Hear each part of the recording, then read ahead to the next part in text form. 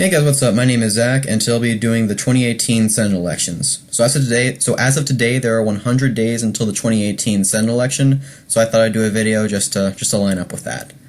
So a number of things have changed since my last Senate election prediction video, namely the nomination of Brett Kavanaugh by Donald Trump, and the recent tariffs that have taken place, also enacted by Donald Trump. And I'll explain how those things affect the various Senate races throughout the United States during this election video. So let's get right to the safe states. Washington, California, obviously those two states are going to remain blue. I'm going to do the safe blue states first before I do the safe Republican states. Safe blue, New York, up and down the Northeast. New Jersey, I will also consider safe blue, despite some polls suggesting otherwise. Though I think the only argument that this state wouldn't be safe blue is just because of the corruption charges by Bob Menendez, which really feel like ages ago to most people in New Jersey, I feel like, and I don't think it's taken a tremendous toll on Bob Menendez's approval, as most of the polls have shown in his favor. Other than that, Northeast, including Vermont and Maine for those two independents, safe for the Democrats. I would also consider Minnesota safe for the Democrats and New Mexico safe for the Democrats. Minnesota I consider safe for the Democrats mostly because of the recent polls that came out showing Amy Klobuchar strongly ahead of Jim Newberger, I believe that's how you pronounce his last name. But Amy Klobuchar's competition as a state representative, and I really don't believe that he has the name recognition to win in what many would consider to be a pretty solidly blue state. And as for New Mexico, Martin Heinrich has a pretty solid approval, and I don't think the Republicans have a chance at winning this state in the Senate in a very long time unless they nominate a Hispanic Republican. Only then could I see the state flipping to the Republicans. Obviously, there are other situations, but that's the most likely one I could see.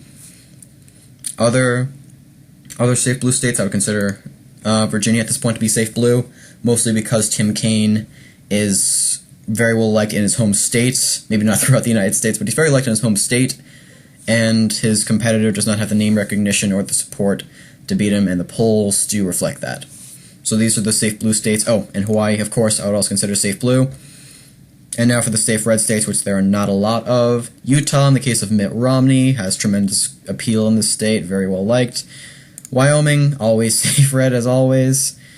Nebraska, I've seen polls that show this state being a likely state for Republicans rather than solid, but that's just because I think it's just based on raw speculation, and mostly just because Deb Fischer could have a higher approval rating, I think, in general. But even then, that's not a reason to call this state anything other than solid for the Republicans. No Democrat is going to, unless there's some big name, really popular Democrat in Nebraska, is going to win against Deb Fischer.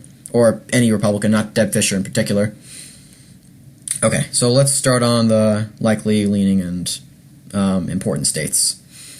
So, Montana I would consider to be likely in the Democrats' column. John Tester has good appeal in this state overall and has more name recognition than Matt Rosendale. The main reason why John Tester as a Democrat does so well in this state, I think in general, is because of his Democratic conservative record, which he's kept very solid, and the people of Montana have seen that. There have been polls in this state that are Republican biased and have him ahead regardless of that. I don't think there's much of a chance at him to lose in this state. I'd consider it likely. And I might as well bring up the Trump tariffs here because it's going to play a role in this state and others. So the Trump tariffs do negatively affect farmers. Farmers throughout the United States, farmers in Montana, farmers in North Dakota, farmers in Missouri, farmers in Indiana. States that the Republicans will need to win in order to hold on to their majority in the Senate. And Donald Trump, I think, has jeopardized that with these tariffs because the farmers have now gotten their funds cut. They now have less services for them. And Donald Trump, in his defense, did pass like a $120 billion bailout for the farmers, but I don't think it did much. And the farmers who have been affected by this don't want to be bailed out. They want what they had before back, and these tariffs are affecting that. And I think that's a I think those are repercussions that the Republicans should have seen and the Trump should have seen before moving forward with what most saw as tariffs that would have had short-term at least, I'm not going to speak to long-term, but short-term negative effects. Most people agree that the tariffs would have short-term negative effects. But I won't talk too much about the tariffs, but I might as well bring them up because they do have a pretty big effect on the Senate and an even bigger effect on the House of Representatives, but I'm not covering the House of Representatives, so I'll speak to them here. Alright, so other states that'd be likely for the Democrats. Pennsylvania, I consider likely for the Democrats. This is a state that's trending more Democratic. Oh, and I also have the most recent Trump approval polls up, which I meant to talk about at the beginning of this video. There has been a change in states like Nevada, in states like Michigan, Texas, in certain states, in Arizona as well, compared to these polls, which April 18th was the polls I was using for most of my presidential election predictions. So from now on I'm going to be using these, and you're going to see a shift in that as well. And I'm also going to use this to base some of the election calls I'm making for the 2018 Senate election. All right, so I just thought I'd bring that up. West Virginia, I called this state as likely in my last election prediction video because I assumed that Don Blankenship, well, I didn't assume, I read that Don Blankenship was going to be the Constitution's Party nominee, and I don't think that's false. It wasn't false. I clarified it, but I didn't realize that the rules in West Virginia were that if a candidate loses a primary nomination, he can't then run on a third-party ticket, so Don Blankenship would be directly violating West Virginia law if he were to do that. So, therefore, there is no third-party factor in this state.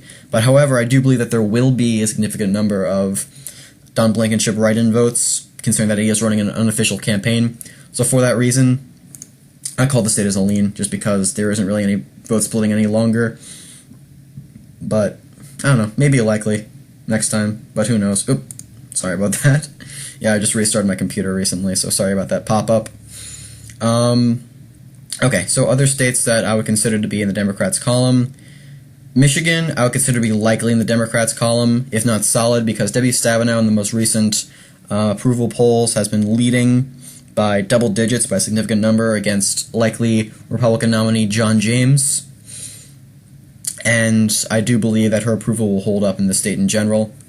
Same with Wisconsin, I consider that state to be likely in the Democrats' column. Tammy Baldwin's approval has increased as recent polls have shown, and I believe that she will hold this state against... I can't remember the names of the two Republican challengers, but I know that they are not going to be a significant threat to Tammy Baldwin, an incumbent who is very well-liked in the state. And same with the special election in Minnesota, I consider that likely. The only reason why I wouldn't consider it solid, just like the state at large, is because of Al Franken and the fact that Karen Housley... I don't know how to pronounce her last name. Housley, I believe. Karen Housley is the Republican challenger in the state. But I do believe that the state is likely for the Democrats. I don't think that any other poll would show otherwise. Okay. Moving over to the more difficult... Oh, yeah, and Texas. That'd be likely for Ted Cruz. At this point, I think that it's a lost cause for the Democrats. I think it has been for a pretty long time. However, Beto O'Rourke is running a very good campaign in the state, and it will change how Democrats run and candidates run in the state in general. But I don't think it's going to go blue this time around. Maybe in 2020. I know that John Cornyn's seat will be up in 2020, so maybe then. I think it's a pretty good chance then. Okay, so for Nevada, I would consider the state likely for the Democrats, and my logic behind it is because Dean Heller is the most unpopular senator in the United States. This is a Democratic state to begin with, and Jackie Rosen is a very popular candidate. So with those factors considered, this state is likely. I think it'd be in Jackie Rosen's column either way, but when you're considering those factors, it wouldn't be a lean, it'd be likely, at least in my opinion. Many have called this just a lean. I think it's mostly just because this state is a Republican incumbent in it, but I don't think it's going to be very valid considering that the incumbent is the most unpopular senator in the United States. So for that reason, I call it as likely. Okay. Oh, and I completely forgot about Mississippi. Jeez. Yeah, both the at-large Senate seat and the special Senate seat will be solid for the Republicans for obvious reasons. The only way that Democrats could pull off a win, maybe in the special election, is if there's a similar Roy Moore kind of situation going on down here, but there isn't. Mike Espy, in his defense, is very well known in the state of Mississippi. He has the experience, but he's not going to win against Cindy Hyde-Smith. Okay. So, Missouri. Actually, I'm going to start with Ohio first. I would consider this state likely, and this is a combination of the Trump tariffs, which I think will drive out farmers away from the Republican Party, and maybe even towards the Democrats, and the fact that Sherrod Brown does have a very popular reputation in the state, and Jim Renacci, who is the Republican U.S. Representative challenger, just doesn't have the name recognition or the approval to win the state, and polls on top of it are also in Sherrod Brown's favor. So for that reason, I call it as likely. Also, I kind of glazed over it, but another reason why Joe Manchin is leaning in the state... Actually, I'm going to recall the state as likely, which is the same call I made in my last election prediction, and this is because I'm reconsidering the fact that farmers in this state are negatively affected by Trump's tariffs, and Joe Manchin will most likely vote in favor of Brett Kavanaugh. So with those two things in mind, I would consider this state likely in the favor of Joe Manchin. Okay, now North Dakota. North Dakota is kind of a tricky race to call. It always has been. There isn't a tremendous amount of polling, or reliable polling at least, taken in this state, and Heidi Heitkamp narrowly won this election last election cycle. She won it by like a fraction of a percentage point, and she's a one-term Democrat so far. And Kevin Cramer is very well known throughout the state. He's not one of those representatives that are just not well known. He is very well known throughout the state. He has very good approval throughout the state, and I think that he will take the state from the Democrats. And this is the first state that I'm going to be flipping from Democrat to Republican for that reason. But now down to Arizona. I believe that this state will still go to Kyrsten Sinema. And this is because she's leading in opinion polls against every single Republican challenger by almost double digits, I think. And I believe that this state, well, I don't believe that this state is, it is shifting Democrat. The state is shifting Democrat in general as a result of the heightened Hispanic vote, and as just a result of discouragement with Trump in general. I can see Kyrsten Sinema pulling off a victory in this state, especially considering that that Trump's approval in Arizona has gone from +2 to 0 net approval. So for that reason, and that's not overall approval, that's just net approval, which means it's like above 50% or below 50%. So I consider the state to be lean in Kyrsten Sinema's column. Now over to Missouri. I think that the Democrats could hold the state with Claire McCaskill against Josh Hawley, and this is mainly because Josh Hawley is a very poor candidate for the Republicans to run. He doesn't have good charisma. He does not have good speaking ability. Many see him as an elitist, and with his ties to Governor Greitens and his scandal-ridden past, because he was the Attorney General for Governor Greitens, I could see this state remaining in Claire McCaskill's column. Josh Hawley just is not the candidate to win against Claire McCaskill, even as a Republican. But now over to Indiana. Joe Donnelly, I don't think has tremendously good approval in this state. And as for polls, I can't really speak to polls because there's only been one taken in this state, one reliable one, at least, that shows Mike Braun +1 ahead of Joe Donnelly, but I won't consider that just because there hasn't been enough reliable data in polling to call the state either way. But there is an incumbency advantage. I have to consider that as well. And I have to consider the fact that Mike Braun, I don't believe, is a Trump Republican.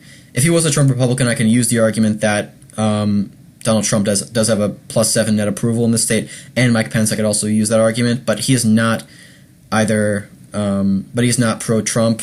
I don't believe he is. Correct me if I'm wrong, but I don't think he's pro-Trump, and I believe that does play a factor. So for that reason, I'm going to call the state narrowly in Joe Donnelly's column. I believe this could change, mostly as a result of more polling, but currently I'm just going by the information I have. If you guys have any conflicting information, please share it below. I would love to hear more about the state because I would like some more information about the Senate race here. Okay, now time for Tennessee. I think the state is an anomaly in general. Bob Corker resigned, and now there's no incumbency advantage, which already is a benefit for the Democrats that Bob Corker isn't running again. Then you have Phil Bredesen, who is a former Democratic governor of the state, left with a 70% approval rating, two-term governor of Tennessee. He won every single county in the state during one of his elections. I don't remember which one it was, but this was back in 2006, and I do believe that, also given the polls that show Phil Bredesen ahead by like +8 or +6, he will hold on to the state, at least currently. Polls could change, things could change, but for now, I believe he will hold on to the state. Now down to Florida. This is probably the hardest call to make. When is Florida not the hardest call to make in any kind of election, I guess? But Bill Nelson is the incumbent. He does have good approval throughout the state. However, Rick Scott, and this is a Democratic wave year in general, especially in Florida. Florida was the heart of the Republican wave year, especially with the gun rights movement. But Rick Scott is a very popular governor, and I believe that he will win narrowly. Especially, and also considering polls showing him mildly ahead of Bill Nelson, I believe that Rick Scott could win this seat, which is surprising, given that this state is shifting blue in general. But I believe that Rick Scott would be able to overcome that, given his base of support in the state, and given the fact that Bill Nelson doesn't have any minority support, which could really go a long way if he had that against Rick Scott. If he did, I might call the state differently, but for now, I'd call it narrowly in the Republican column. And this, of course, gives the Republicans a technical majority with the vice presidential factor, and the Democrats have a net gain of 1 seat. So I hope you guys enjoyed the video. If you have any suggestions, please leave them down below. Feedback on this channel is what keeps this channel going, so if you want to see anything, any kind of election videos, any kind of videos in general, please let me know, and I will let you know what I can do about it. So yeah, thanks for watching, guys. See ya.